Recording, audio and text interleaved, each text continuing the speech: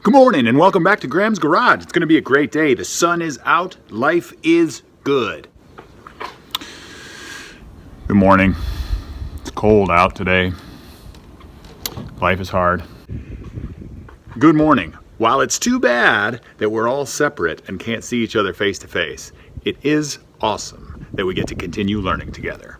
Come with me now to another episode of Graham's Garage.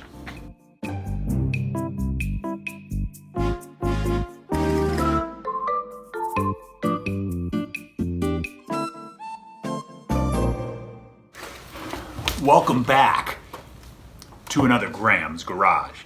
Today's lesson is fairly simple. We're going to work on three key words today. The words are optimism, pessimism, and realism.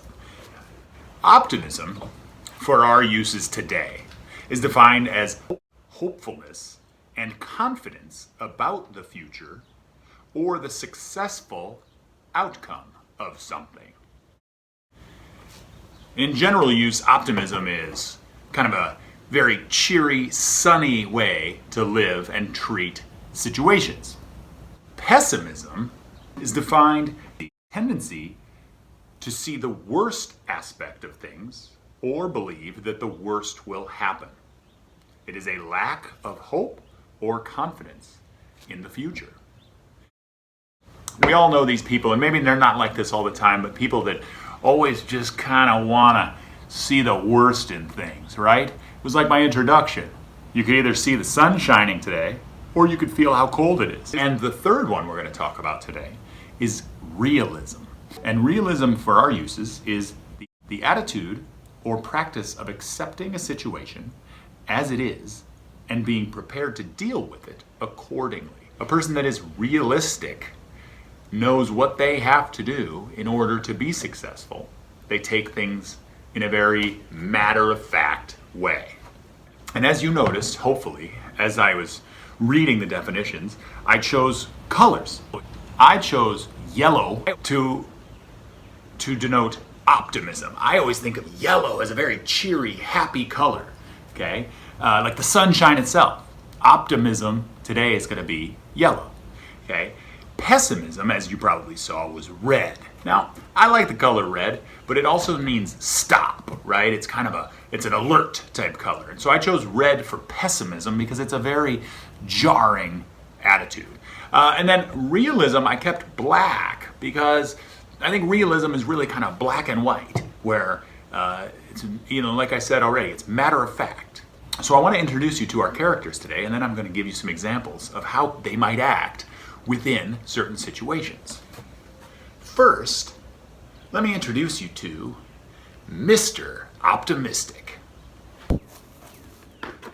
Hey guys, I'm Mr. Optimistic. You see, I'm wearing yellow because I'm a sunshiny attitude. Everything's great. Nothing can bother me. I always see the upside of everything. I'm Mr. Pessimistic.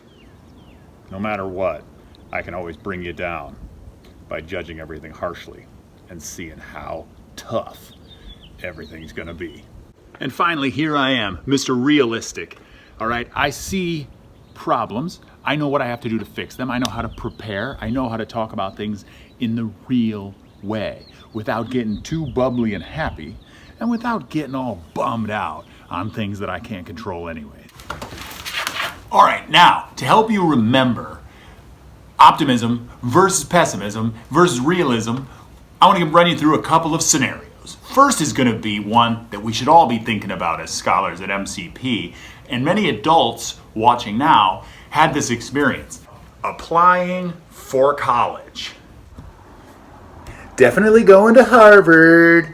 Okay, backup schools. I don't see why. I'm definitely getting in. My grades are perfect. I had a ton of extracurriculars. Life is good. I don't even know why I'm doing this. I'm not getting into college anyways. Plus, who cares? College seems stupid. I'm not even going to apply. Submit. All right. Well, that's all I can do. I applied to 10 colleges. I know which one I'd like to get into, and we'll wait and see. No matter what happens, I'll make a decision based on the information I get back.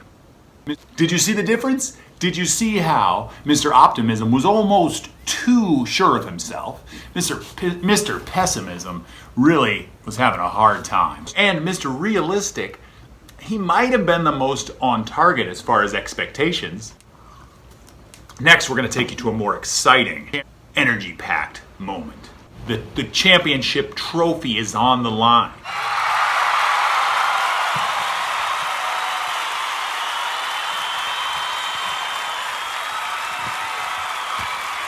No problem. I got this. Make these shots all the time. I'm for sure going to make it. I don't even know why Coach put me in the game. I miss all the shots. I practice shots like this all the time. I can only do the best I can do today.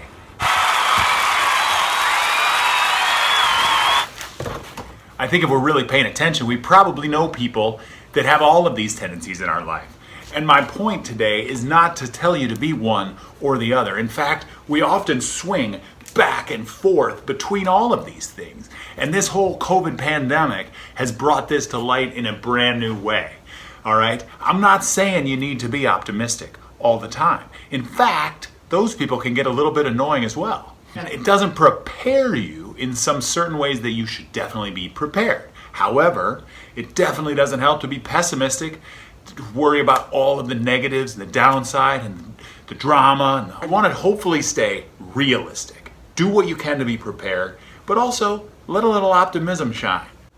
I talked to a few of my least favorite scholars from last year who have turned into some of my favorite people of all time. They have big dreams, but they also know what it's going to take to get there. Adrian Caldwell. We're here with Nizier Bridges. How are you today, bud? Good. I'm here with Jarrell Polk of the 5th grade at MCP. What is it that you want to do when you grow up? I want to be a comedian. Are you funny enough? I don't know. All right, what are you going to have to do to get to be a professional comedian? Working on my jokes. What is it that you want to be when you grow up? Basketball. In the NBA? Yeah. What are you going to have to do to get there? Practice. Kamari, tell me, what is it that you want to do when you grow up? I want to be a basketball player. NBA? Yes. What team you want to be on? Milwaukee Bucks. You want to play with Giannis? Sweet. What are some things that you're going to have to do to get to the NBA? I'm going to have to practice more, get my strength up. Grow a little? Yes. What do you want to do when you grow up? Play football. You want to play football in the NFL? What do you got to do to get there? Stay in school. You can see those boys were optimistic in their goals and their dreams and what they wanted to do in the future, but they're very realistic in what the steps will be to get there, the work that it will take. A few of our MCP staff wanted to join the conversation. Here they are now. My favorite thing to think about when it comes to optimism is we can't stop the mountains that come in front of us, but we can decide how we climb them. And I choose to climb them with a big fat smile. Miss you guys. Hi, I've missed you so much. Pessimism, I can't do it. This is too hard. This isn't gonna work. I don't know what I'm doing. I hate this quarantine. Everything sucks. Kind of like negative. Optimism. Everything's gonna be great. Nothing can go wrong. I can get my work done. Everything's wonderful. Positivity, love, joy, hope. That can be great. Realism. This is kind of hard, but if I try my best, I can do it. It might not be perfect. I might have to work at it.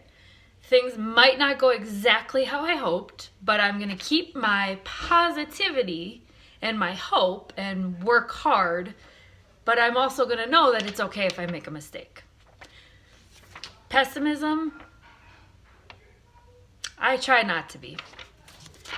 Optimism, I try to be optimistic, but I like to sprinkle in some realism that it might not always be perfect, and that's okay too. Love you. Hey guys, it's me, Miss Williams. So most of you already know that I try my best to remain positive at all times. And honestly, that's what helps me get through most of my days. You know, as a dean of students, there are a lot of things that may happen that may not be the best case scenario. But however, I try to look at the bright side of most situations. The best way that I can do that is I have to work hard at it because it's not easy. There are so many bad things that happen each and every day, but I always think about those positive moments or those happy moments, which bring me so much joy and happiness in my heart.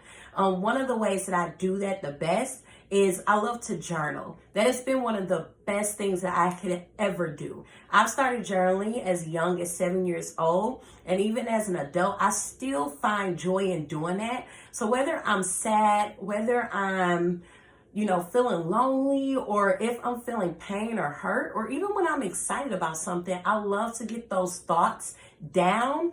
And later I always go back and read those and look at it as great memories that I can always cherish. So no matter what, I try my best to just be the best that I can be, and I have to work hard at doing that. So remaining positive is always the best thing for me to do in order to make sure that I keep a smile on my face and love in my heart. I hope this message finds you all well. Love you guys. Mwah. All right, to all you kids and adults and everywhere in between, that's our lesson for today. Send me a video of you taking some situation on pessimistically, optimistically, and realistically. Daniel.graham@millcollegeprep.com. Put in the subject line, optimism. Be funny, be creative. If you make me laugh, you get bonus points. In fact, every laugh, I'll eat a Taki. Love you. Graham's Garage. It's Graham's Garage.